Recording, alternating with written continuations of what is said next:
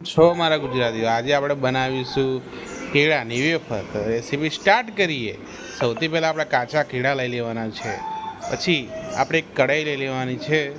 તેમાં જરૂરિયાત પ્રમાણે તેલ એડ કરી નાખવાનું છે કેળાને તળવા માટે. અને આપણે કાતરી બનાવવાની છે તો કટિંગ કરી લેવાની છે, બરાબર. કેળા પછી આવી રીતે અંદર ડાયરેક્ટ તળી લેવાના છે કેળાને વેફરમાં બદલવા માટે. જોઈ શકો છો આપણી વેફર તૈયાર થઈ રહી છે, સરસ મજાની. જો તમે આપણા ગુજરાતી હોય ને તો આ વિડીયો લાઈક કરજો, સપોર્ટ કરજો. તો આપણે કેળાની ઉપર નાખવા માટે જે મસાલો બનાવવાનો છે તમે જોઈ શકો છો, કાળા મરી અને મીઠું લઈ લીધું છે. તો ફાઇનલી આપણે કેળાની વેફર તળીને આવી ગઈ છે. તો જો આ રીતે એક ડીશ લઈ લેવાની, તેમાં ઉમેરી પછી આપણે જે મસાલો બનાવ્યો હતો એ મસાલો ઉપરથી સ્પ્રિંકલ કરવાનો.